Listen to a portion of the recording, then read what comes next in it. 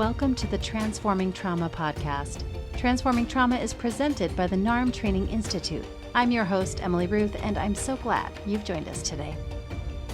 Hi, Transforming Trauma listeners. We're excited to share with you that we have 2 upcoming Level 2 NARM therapist trainings beginning in May and in June. If you're a licensed mental health practitioner, we invite you to join us for either of these NARM therapist trainings. One training will take place in Austin, Texas, and the other training will take place live and online.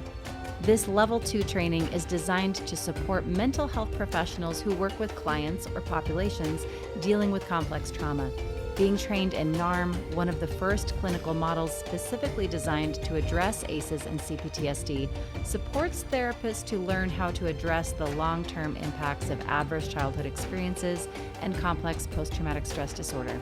If you're interested in this training, we encourage you to register now to reserve your spot. For more information about both upcoming trainings, please visit narmtraining.com/level 2.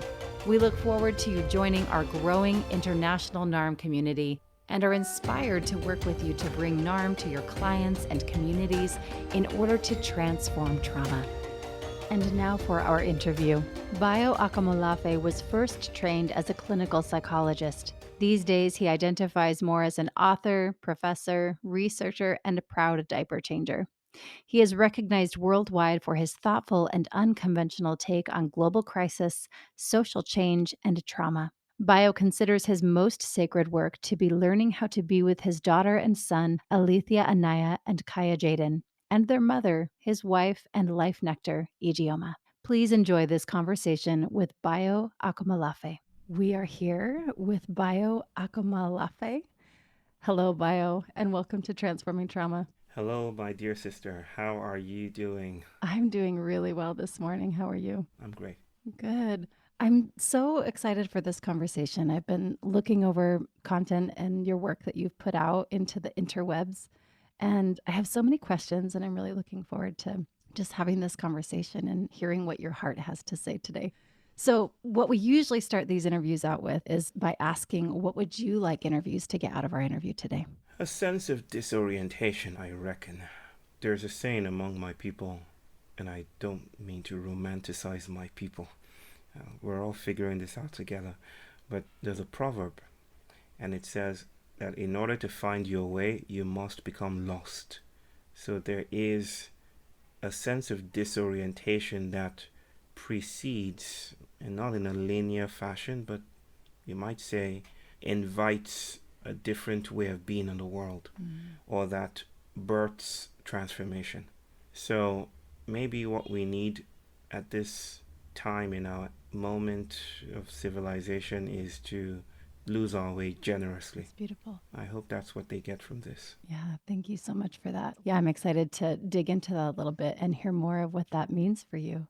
So I wondered if we could start with you just telling us about the work that you're doing and kind of what your focus is right now. Yeah, it's really hard to characterize. I've often dabbled in rituals to identify my work or what I feel called to do, what surprisingly people feel attracted to. I can't quite nail it, put my finger on it.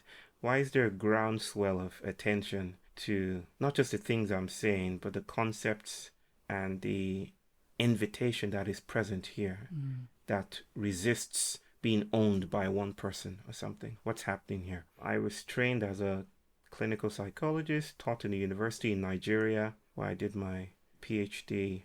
learning with Yoruba healers called Babalawos, their own nosology and ways of identifying illness or disorder. They, of course, did not depend on the DSM, any iteration.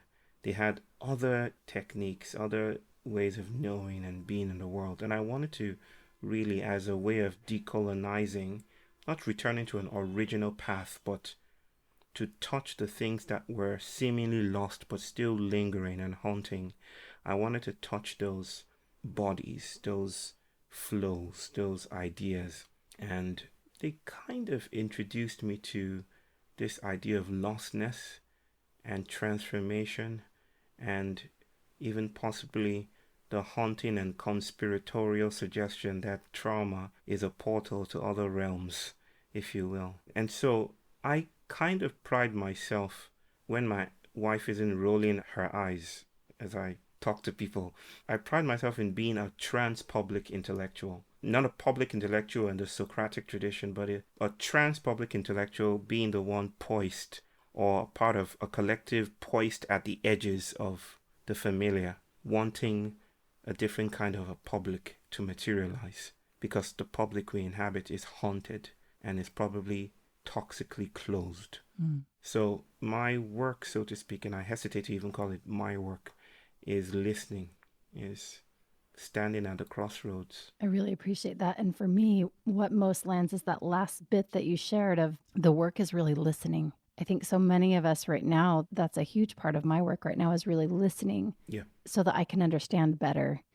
Can you share with us a little bit about, you talk about being on the edges of the familiar and that there's this haunting. Can you say more about that, the haunting nature of what's happening right now? Yeah. Well, I've often also described myself as a recovering psychologist. It's quite more than often, actually. I introduce myself as a recovering psychologist.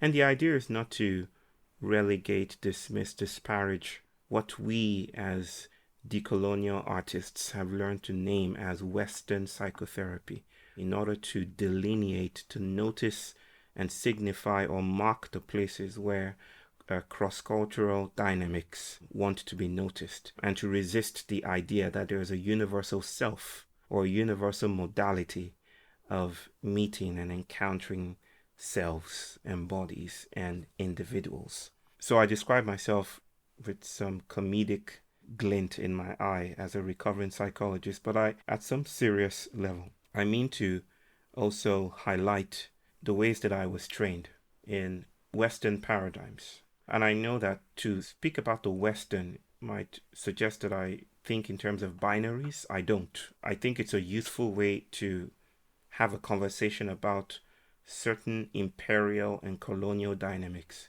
that shape the ways that we govern or think about what it means to be human, or to be selves, or to be selfings. So I was trained in that modality. I was trained to sit on the couch, or to invite people to sit on the couch, to shrink stuff, you know. Of course, my modality or my practice wasn't psychodynamic, but more humanistic before I fell off the humanism bandwagon. And in my country, there's a struggle to attend to even notice mental struggles. We have only maybe 2-3 functioning hospitals for 200 million people. And so the federal government of Nigeria has, over time, struggled to cater to those needs. As I was articulating what I wanted to do for a doctorate degree, people pushed me to see ways to solve that. But I felt, what if the solution is part of the problem? Maybe there's another way of convening the clinical alliance. Maybe there's another way of thinking about health and well-being that is not available for institutional lexicons and ways of speaking. So what if we fell off that track? What if we failed? Hence, I went underground. These men were underground. Babalawos, they're priests, known across the Atlantic too, in Afro-Caribbean and Afro-Brazilian circles. And so they kind of materialized the meaning for me of leaning on the edges, of waiting for something else to happen that is not available in our modalities of healing, of signaling a different ethnography, of becoming, of inviting me to notice that even well-being is political, no less ideological than the Bible itself. And so this is the invitation for me to study the intersections or intersections of politics and well-being and imperialism and history and spirituality and archetypes, James Hillman right there, and to see how these sprout new worlds. I love what you've said here. There's so much there that there's a lot of layers that I would love to kind of tease out.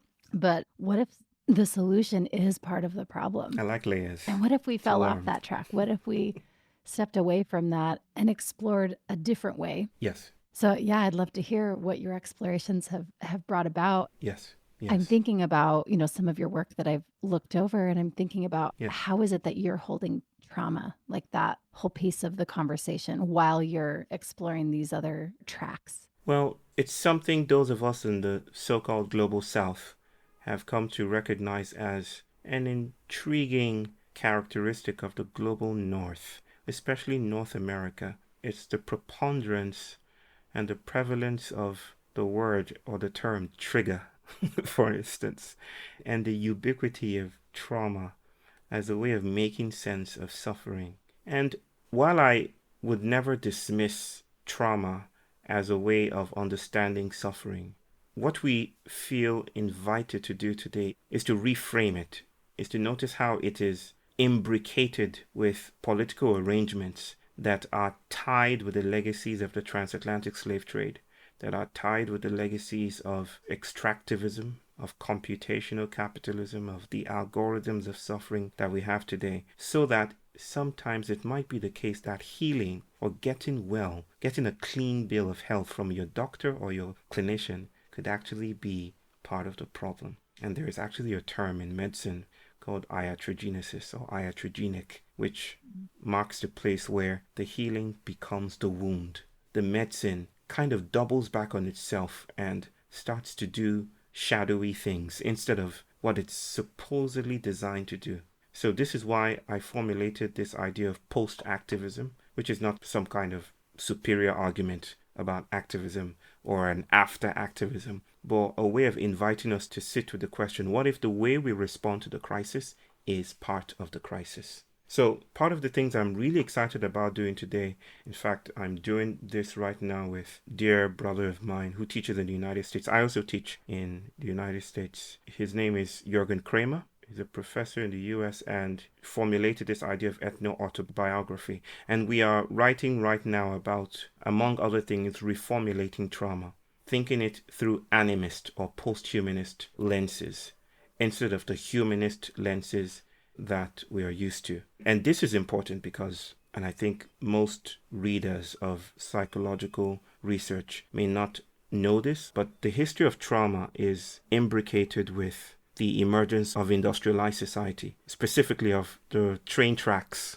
The first terminology that emerged to mark the place of what we now know as trauma was railway spine by J. Erickson. Yeah. And through the years, it became the psychosomatic phenomenon we know as trauma today. We're asking, what if trauma is more than an individual phenomenon? What if it's even more than a collective phenomenon?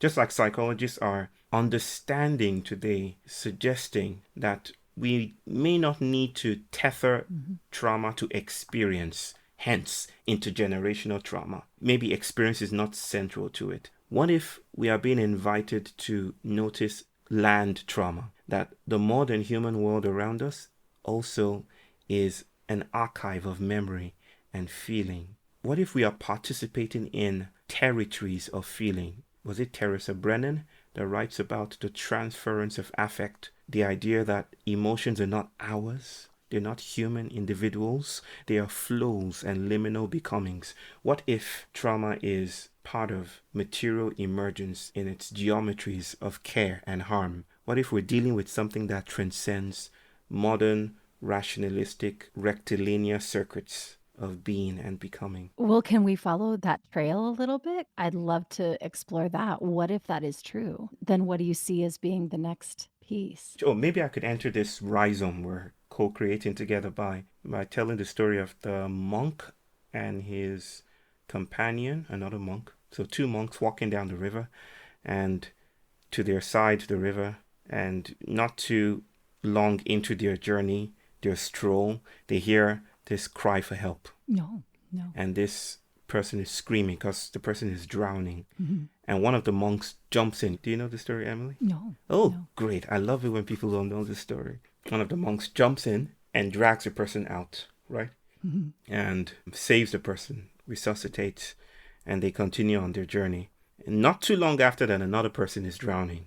The same thing happens again. Monk, water, saving, out, and they continue that way. And it just goes on and on. They keep on hearing cries for help for people that are strangely drowning all of a sudden. Now, on the last person that cries out, this monk, instead of jumping into the water, just runs upstream. And his companion calls out to him and says, "Where are you going? You know I can't swim.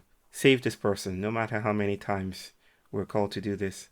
and the racing companion calls back or says back that, well, I'm going to stop them from where they're falling in. It almost seems as if we are in a paradigm that is unable to address deeper flows, deeper spiritual and urgent imperatives, deeper ecological conditions that demand and sustain us and our becomings. So healing becomes this political resuscitation of the individual in its closure, in its cosmological quarantine away from things around us.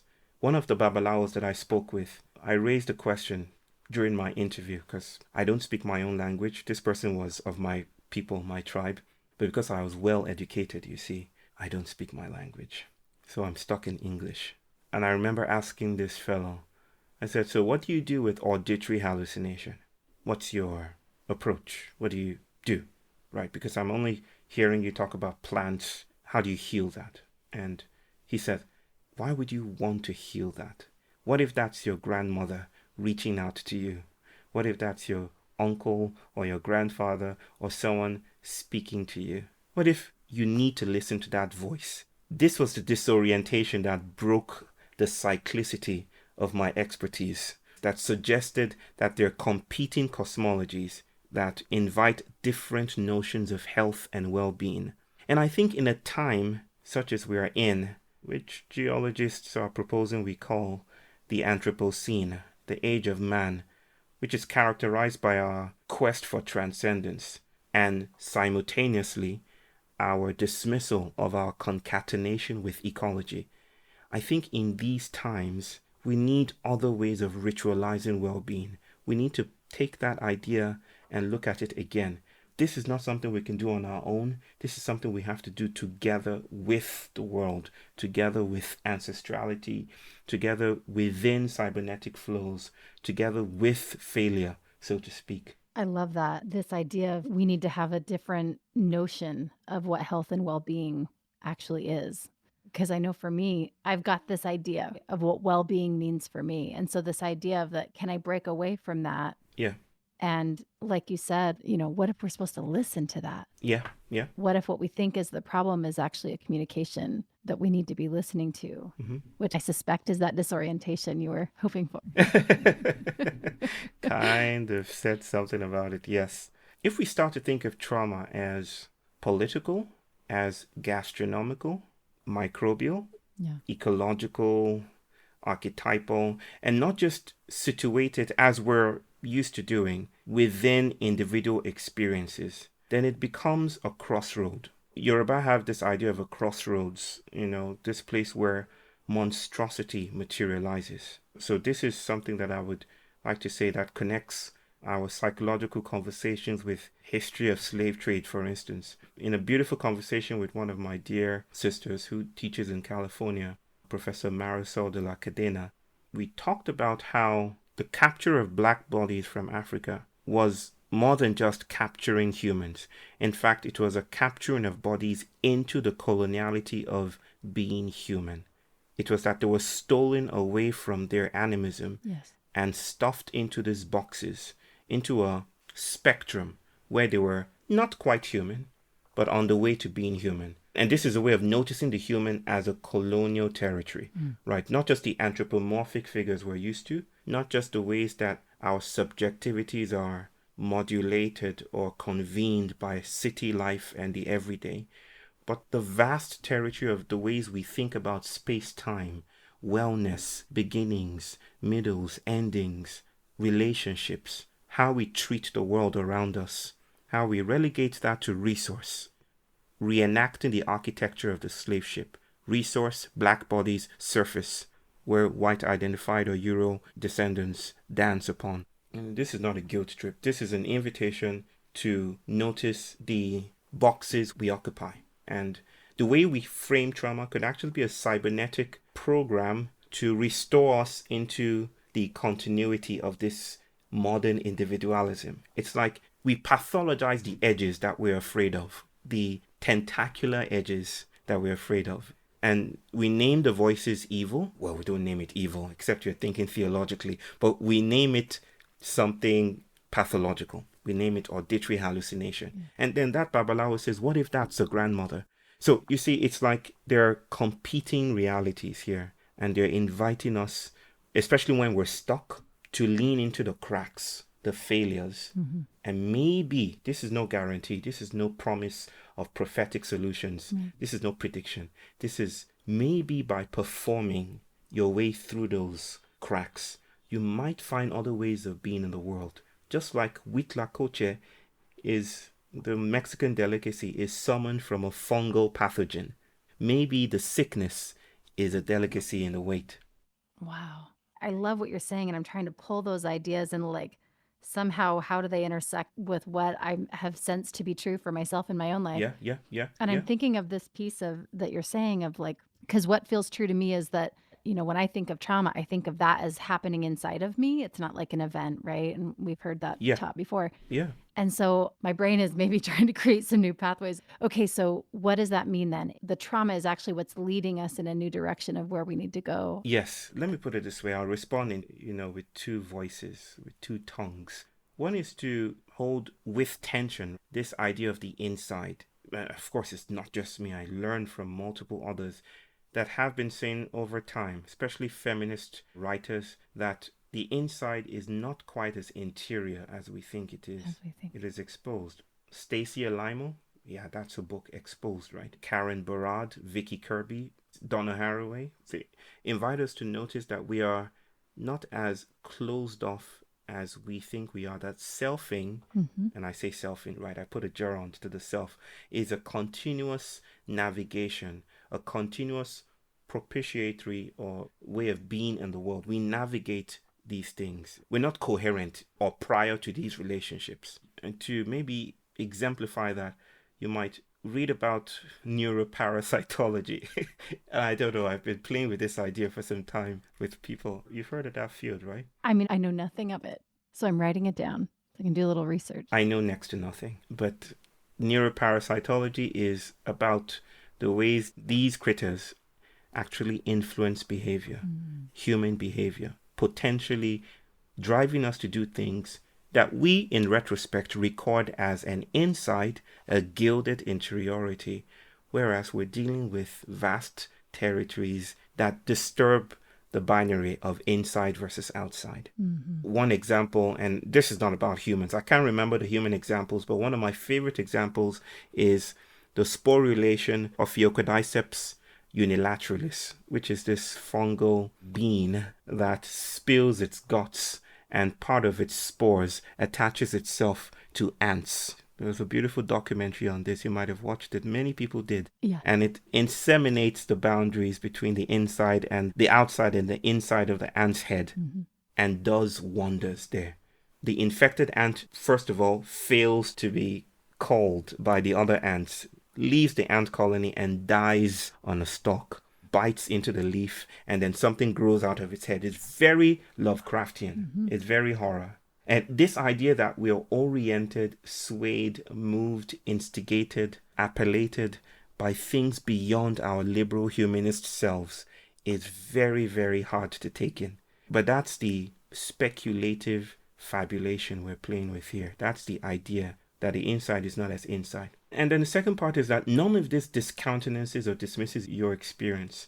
What I'm saying is, as I like to tell people, is not the truth. I'm done with that idea of a Newtonian Cartesian ideal that is universal.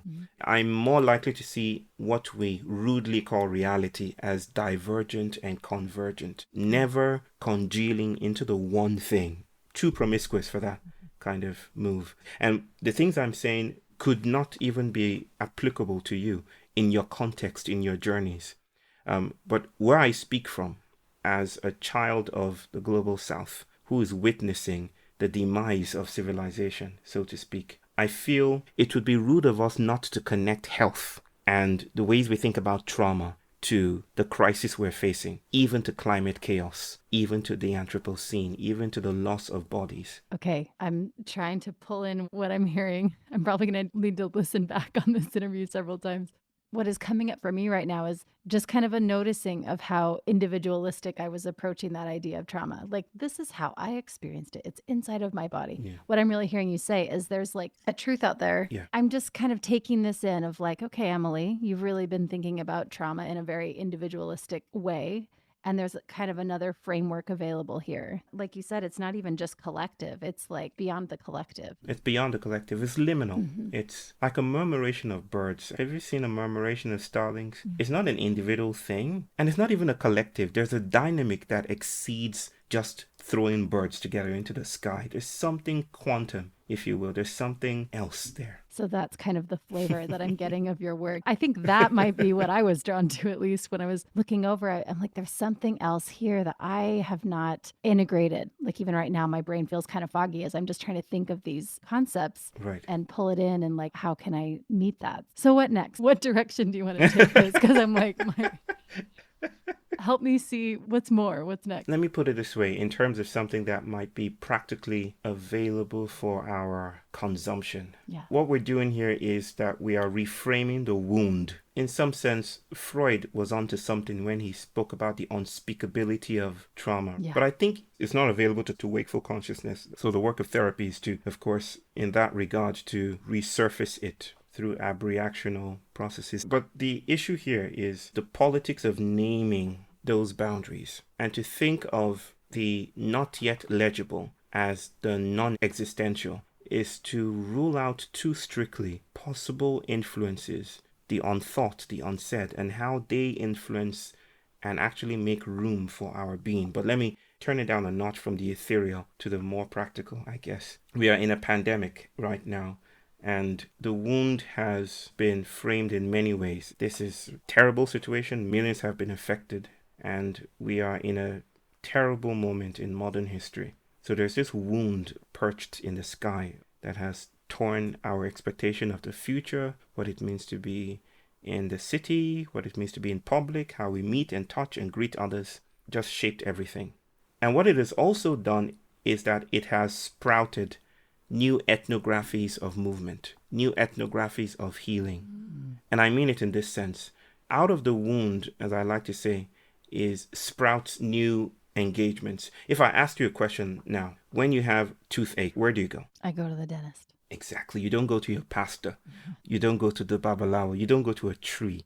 You go to the dentist. And if you found out, and I hope this is not the case for you, if you found out you had COVID, where would you go? If you just did a test at home, what's the first thing you do? I went to the doctor. That's what I did. You go to the doctor, right? Yep. So you don't go to a tree, you don't go to an altar. Right. That's one ethnography. It's like the series of relationships, the reticulated network of relationships that sprout from an event such as a pandemic, such as a wound, a traumatic bursting through of possibilities. One of those ethnographies is restorative. It's the attempt to contain this burst and to restore a sense of the familiar. Hence, America's political language of getting back to normal, build back better. It's about let's restore what we know. And whatever you think about vaccinations, whether you're pro-vax or anti-vax, that's not my problem right now. Vaccinations could enact a form of returning. It's like, let's vaccinate ourselves so we can return to what we know, what we know how to do, how we know how to shop, how we know how to meet others, so we can be free. So there's something restorative. There's something that is tied up with notions of justice, restoring the image of ourselves, of the individual, that is tied to one ethnography that sprouts from the wound. But there is another one. The other one is monstrous and transmutational. It's when disability is so severe that it cannot close so easily. And it forces us sometimes to go out of the ways that we're used to. It forces us away from the algorithm. So it's what some people here in India did, because maybe they did not have access to vaccines. They went and built altars. Science might look upon that and say that is rubbish. This is terrible, primitive behavior. You ought to go to get your vaccine or to your doctor. But that presumes that reality is single, that even a virus is a single thing, a molecular entity that can be studied, and not just an assemblage of relationships. That presumes that things are neat and tidy and convenient instead of network-like. And so a different ethnography is what I'm talking about. the ways that our institutions and systems and algorithms teach us about healing is to return us to what we know. And these epistemological, ethical, moral things that we know are politically allied with larger territories. And so to be well is to be divorced from you, Emily, is to be divorced from ecology. To be well means I am disconnected from other voices. To be well means I can continue with my work of blasting open mountains and spilling oil into the seas. Let's get back to normal. But the other notion of trauma, and I'm reclaiming trauma from its modern notions tied to the politics of empire. The other notion is to make sanctuary, to make space for the monstrous, to invite community to surround mutation, and to see where that takes us. And I've seen this play out in terms of a psychotherapeutic politics that invites, instead of healing them, right? And I use healing in a very specific sense here. I don't want to disparage it. It works for many people. Instead of healing, we're doing something else. We're shape-shifting. And then something new is born. That's a beautiful invitation. Forgive me, I'm feeling a little emotional because it feels so true. What I'm hearing you say is this invitation that there's another way through this. Yeah. It feels really important. Yeah. As you've kind of been working through this process, and I see that it's really vast, like the territory that you're exploring, like there's so much there. I'm curious if there's anything specific that you've learned in your process that's really helped you in your work. I'm learning to surrender a little bit of my sanity at the feet of the crack, at the feet of the dishuman, of the disabled. There's something cryptontological about this dimension or notion of decoloniality and emancipation that I speak of, which is not a flight to heaven, but a performance of a different kind of embodied being on the planet or with the planet. My son is 4 years old. His name is Kyah. In a way of speaking, he's on the autistic spectrum. This is devastating to us when we came to know this. This is something I've often confessed, that in spite of my theoretical orientations, I felt really drawn to fixing him. My public-facing self was inviting people to stay with the trouble, but behind the scenes, I really was battling with wanting to restore a sense of normalcy because I felt a deep sense of grief and loss that this thing has taken away my son from me and denied me the joys of playing ball with my son or catch or riding bikes. And so it was always studying and looking for different ways of fixing him, even when I told myself I didn't want to. But thank goodness for my wife. She's the one you should be having a conversation with. She's a lot more grounded and situated than I will ever be. And one day, while Kyah was, in a manner of speaking, throwing a tantrum, lying down on the floor and just screaming for something that was not discernible to me, just fugitive. I could not think about what in the gesture that had just preceded his rupture could have instigated that behavior, and I was undone by it, and I was sitting down and I had tears. And I remember EJ saying to me, what if this is not a meltdown? Don't call it that. Don't call it a meltdown. What if we treated this as an altar, a place of worship? You know, there are many theories about autism, sensory overload. What if there is a sense in which this is vaguely, possibly even divine, deeply uncomfortable to our sanities because we proceed in the world in particular ways? But what if we're losing or missing out on something by persisting in these ways? What if we stayed with this, as difficult as it could be? What if I supported you to do that and you support me to do that? And it's our journey. It's not his autism. It's an algorithm that implicates even our compulsory ableisms and the ways we insist on a surface, on a way of being well.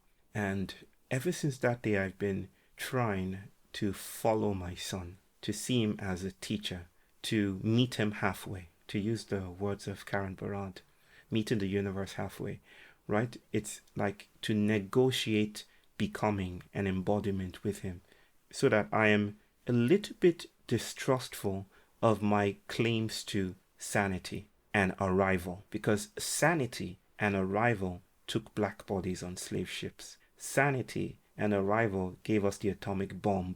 Sanity and arrival is persisting in the proliferation of toxic materials, even when we have all the available data, at least within that epistemology, that way of knowing, that would tell us that we are in deep trouble, then what good is sanity? So my son is a crack. He's an event. And for me, that is staying with that trouble, with this pulsing, energetic intensity, is changing us, is changing me, and the things that I'm suddenly aware of. And that is the ethnography I speak of. It's like, instead of a fellowship of the ring, to use Tolkien's, we have a fellowship of the crack. Oh, I should write that down. A fellowship of the crack, and we surround the crack like a classroom, and we're intimately communing with this monstrosity. None of this is a guarantee that Kyah would someday do something important in the ways we think about significance, but it does suggest that maybe that's not what's at stake. What's at stake is a glimpse of the impossible, and sanity is an incarceration. It does not allow us to glimpse the impossible, except that which we already know. This reminds me of something that I read somewhere in your work. I don't remember where I read it, but this idea that the whole journey is the destination, and that each point is as noble as the final dot. Yeah. That it's really the journey, as we're surrounding the crack, as we're learning, that's so important. It's not this so-called destination that we think we need to reach. Yes.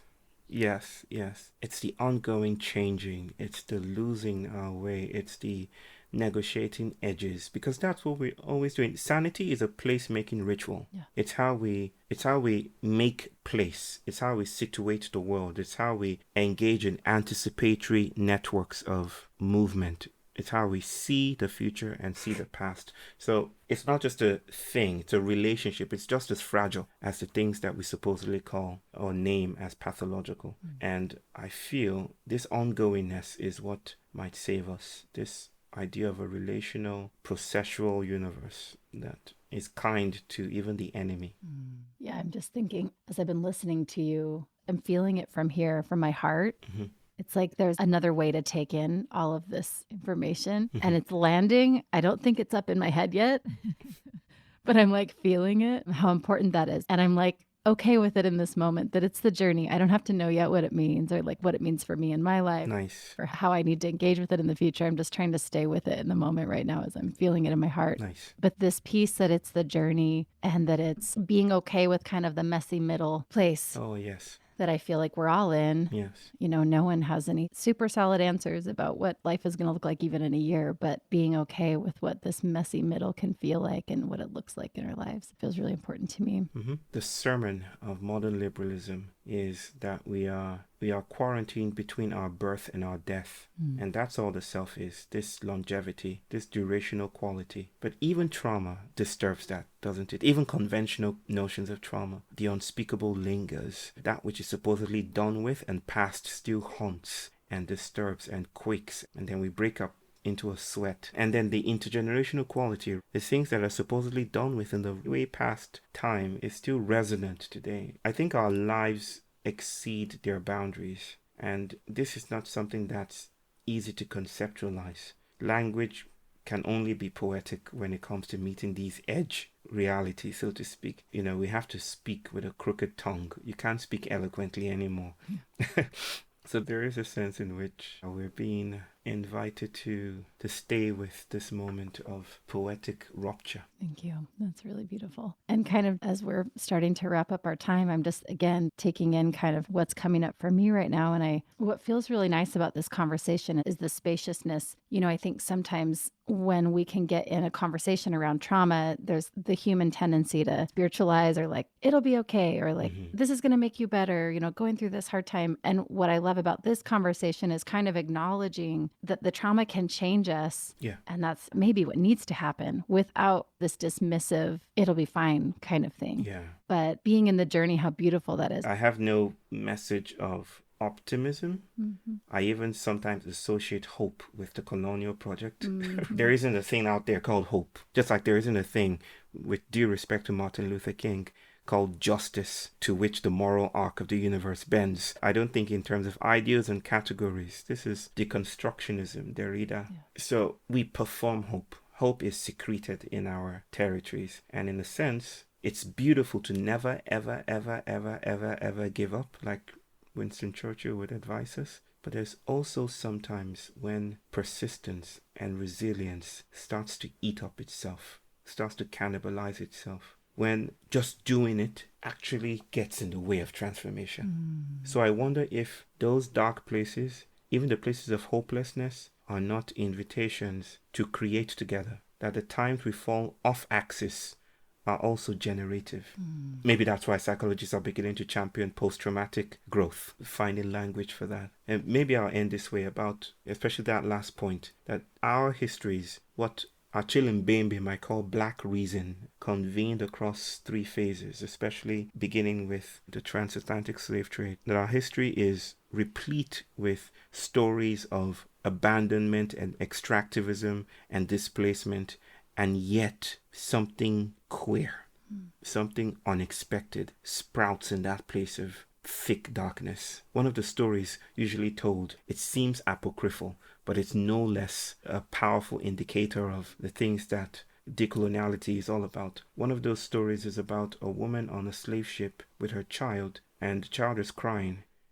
As the child screams, the mother, unable to pacify the child, tears her dress and weaves out of the fabric a rag doll. And that rag doll is, at least for that moment, a temporary slice of infinity.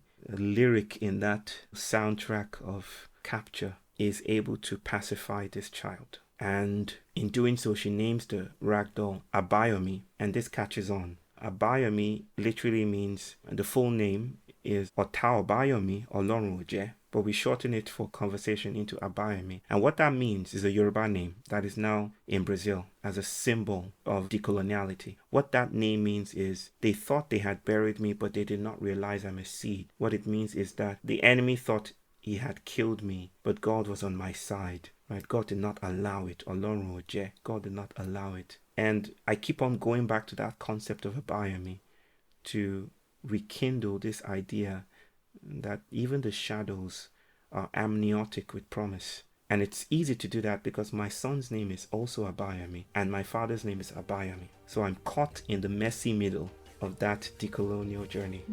That's a beautiful way to finish. Thank you so much for this conversation. Thanks so much for joining us for today's episode. To find more about our guest and their work, check the show notes or visit us at narmtraining.com/transformingtrauma. If you're a licensed mental health practitioner, we invite you to join us for either of these Level 2 NARM therapist trainings beginning later this spring. In this training, you will learn a comprehensive developmental framework and clinical approach.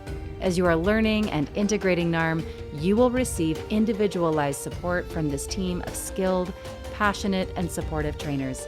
For more information about both upcoming trainings, please visit narmtraining.com/level 2. That's narmtraining.com/level 2. Thanks to Andrea Klunder and the Creative Imposter Studios for producing and editing, to Tori Essex for our album art, and to Brad Kammer for the creation of this podcast. We look forward to building community, connection with you, and changing the world by transforming trauma.